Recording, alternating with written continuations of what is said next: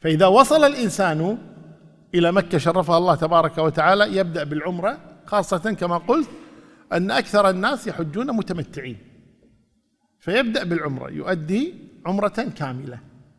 وصفة العمرة أن يغتسل للعمرة للإحرام، يغتسل للإحرام، هذه سنة، ولو لم يغتسل العمرة صحيحة لا تتأثر، لكن الاغتسال أفضل.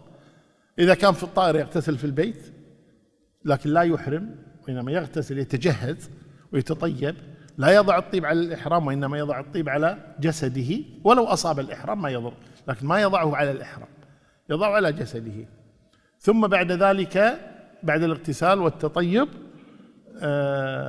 يأتي عند الميقات ويتحلل الرجل من ملابسه، طبعا يلبس إزارا ورداء، والمرأة تلبس ما شاءت من الثياب. سنأتي نتكلم عن محظورات الإحرام، لكن القصد من هذا أنه إذا جاء عند الميقات يغتسل اغتسال العمرة أو الحج، إذا كان مفردا أو قارنا يغتسل اغتسال الحج، ويفضل أن يصلي ركعتين إذا كان سنة وضوء، أو إذا كان وقت صلاة من صلاة العصر صلاة الظهر أفضل أن يأتي وقت صلاة يحرم، لأن النبي صلى الله عليه وسلم اغتسل ثم صلى ركعتين. بعضهم قال إنها كانت سنة الظهر بعد صلاة الظهر، بعضهم قال إنه يعني خاصة بميقات ذي الحليفة لأنه واد مقدس، كما قال جبريل النبي صلى الله عليه وسلم: صلي ها هنا فإنه واد مقدس.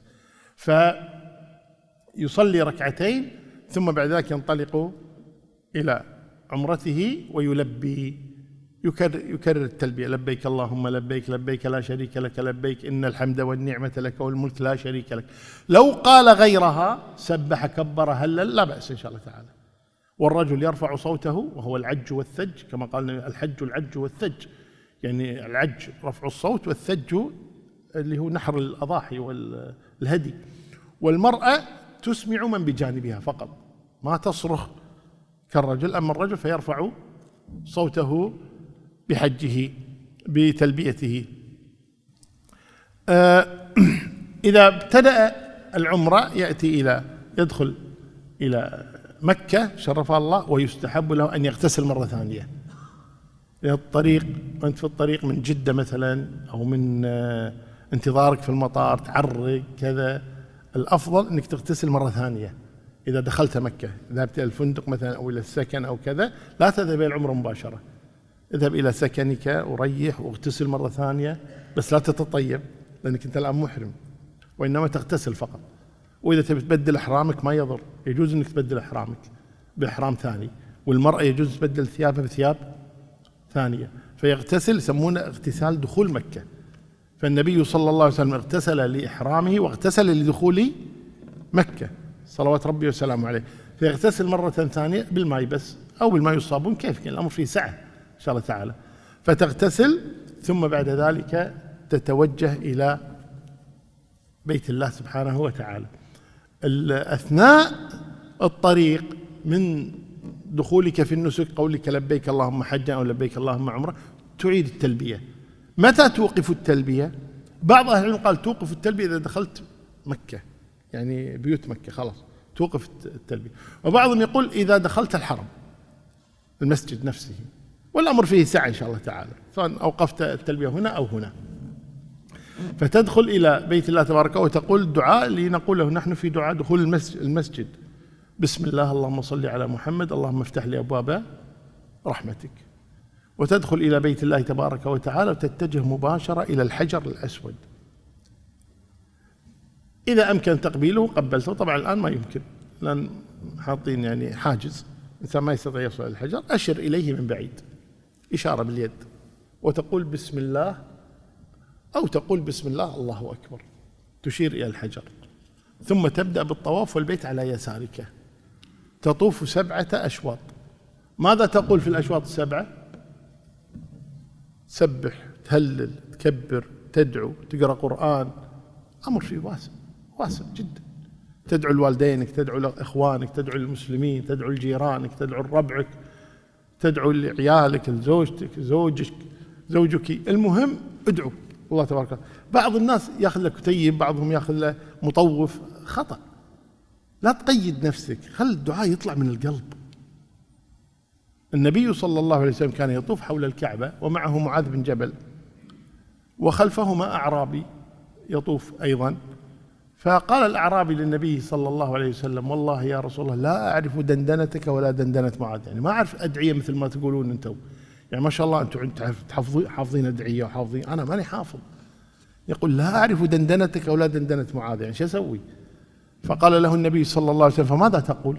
ماشي، ما تعرف فماذا تقول أنت؟ قال: أسأل الله الجنة واستعيذ به من النار. قال: حولها ندندن، احنا كل شغلنا ترى جنة ونار، نبي الجنة وخايفين من النار، حولها ندندن. فالإنسان لو خلى في أشواط وهو يطوف: اللهم اغفر لي أبي، اللهم ارحمه برحمتك، اللهم وفقه لما تحب وترضى، اللهم يسر له أموره، اللهم اهده، اللهم اسعده، تدعو له. خلصت الوالدة، خلصت الجد لأبو العود، لأم العودة، خلصت عمامك، عماتك، زوجتك، اخوانك، خواتك، عيالك، ربعك، إمام المسجد الشيخ صلاح، شلون؟ يعني ادعوا للناس، ادعوا للمسلمين، ادعوا لأولياء أمور المسلمين الله يهديهم ويحكمون شرع الله سبحانه وتعالى، أن الله يفتح على قلوبهم. ادعوا بما شئت، زين. ولو تعيد الدعاء نفسه مرة ثانية ما في مشكلة، لو تقرأ قرآن ما في مشكلة، لو تقول سبحان الله سبحان الله سبحان الله وأنت تطوف، لو تقول لا إله إلا الله وحده لا شريك له الملك والحمد على كل شيء قدير 100 مرة وأنت تطوف حول البيت، كله طيب. فإذا وصلت إلى الحجر اليماني غير الحجر الأسود اللي هو بين الركنين، اشتهر عن النبي صلى الله عليه وسلم أنه كان يقول: ربنا آتنا في الدنيا حسنة وفي الآخرة حسنة وقنا عذاب النار. الحديث فيه ضعف، لكن لا بأس إذا قلت هذا الدعاء بين الركن اليماني والركن اليماني الثاني، بين الحجر الأسود والركن اليماني، فتقول هذا الذكر. فإذا أتممت 7 أشواط، الشوط 7 ما تقول، ما تشير إلى الحجر، لأن الإشارة إلى الحجر والتكبير تكون في بداية الشوط وليس في نهايته. فإذا انتهيت تذهب تصلي ركعتين، والأفضل تكون خلف المقام مباشرة. ما قدرت خلف المقام أبعد شوي، أبعد شوي، لو تروح داخل بالمظلل لكن جهة المقام، خلي المقام بينك وبين الكعبة، تصلي ركعتين. والأفضل أن تقرأ الفاتحة في الركعة الأولى وقل يا أيها الكافرون، وفي الثانية الفاتحة وقل هو الله أحد، ولو قرأت غيرها جائز، ولو اكتفيت بالفاتحة جائز. بعد أن تنتهي من الطواف إذا أمكن، طبعا الآن غير ممكن، ترجع إلى الحجر الأسود وتستلمه كذا، هذا غير ممكن الآن. تتجه مباشرة إلى زمزم، تشرب من ماء زمزم أكثر من الشرب من ماء زمزم. ماء زمزم ماء طيب، ماء مبارك، والنبي صلى الله عليه وسلم جاء في الحديث عنه أنه قال: ماء زمزم لما شرب له، يعني تشرب من ماء زمزم وتدعو الله تبارك بما تريد. وأن تشرب ماء زمزم أنت تبدأ بالمسعى، فتصعد على الصفا وتقول كما قال الله تبارك وتعالى: إن الصفا والمروة من شعائر الله فمن حج البيت أو اعتمر فلا جناح عليه أن يطوف بهما ومن تطوع خيرا فإن الله شاكر عليم. ثم تستقبل الكعبة وتقول بسم الله الله أكبر، ترفع يدك، ثم بعد ذلك تقول هذا الدعاء: لا إله إلا الله وحده لا شريك له، له الملك وله الحمد وهو على كل شيء قدير، لا إله إلا الله وحده نصر عبده وعز جنده وهزم الأحزاب وحده. ثم تدعو، لو تقول بس رب اغفر لي ادعو، ثم بعد ذلك تعيد الذكر مرة ثانية وتدعو، ثم تعيد الذكر مرة ثالثة وتنصرف. يعني الذكر تقوله 3 مرات والدعاء تقوله مرتين، ثم تنصرف إلى المروة، تبدأ بالصفا وتقول نبدأ بما بدأ الله به، لأن الله قدم الصفا على المروة، قال إن الصفا والمروة، فتقول نبدأ بما بدأ الله به، ثم تنطلق إلى المروة. فإذا وصلت بين العلمين الأخضرين اللي هي الليتات الخضر هذه، يستحب للرجل أن يجري، المرأة لا يستحب لها ذلك، إنما يستحب للرجل أن يجري بين العلمين، ثم بعد ذلك يكمل المشي. فإذا وصل إلى المروة فعل كما فعل في الصفا، يوقف يستقبل القبلة الكعبة، بسم الله الله أكبر، ثم يقول الذكر 3 مرات ويدعو بينه مرتين، ثم ينطلق إلى الصفا، وهكذا حتى يكمل 7 أشواط، رايح شوط راد، الشوط الثاني رايح، الثالث راد، الرابع رايح، الخامس راد، السادس رايح، السابع. إذن تبدأ بالصفا وتنتهي بالمروة. بعد أن تنتهي من السعي بين الصفا والمروة، الرجل طبعا بالنسبة للحج الأفضل أنك تقصر، إذا رايح الحج تقصر من شعرك تخفيف كامل اللي هو تواليت احنا نسميه، زين، تاخذ من جميع شعرك. المرأة تاخذ عن يمين وعن يسار ومن الخلف، او عن يمين وعن اليسار، او من الخلف فقط، الامر فيه سعة.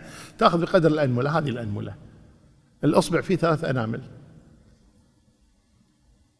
فتاخذ بقدر انملة من شعرها المرأة، والرجل ياخذ من جميع شعره يخفف، ثم حتى يستعد بعد ذلك الحج. فإذا أخذ من شعره فقد تحلل، انتهت العمرة هنا، وينتظر حتى يأتي يوم الحج.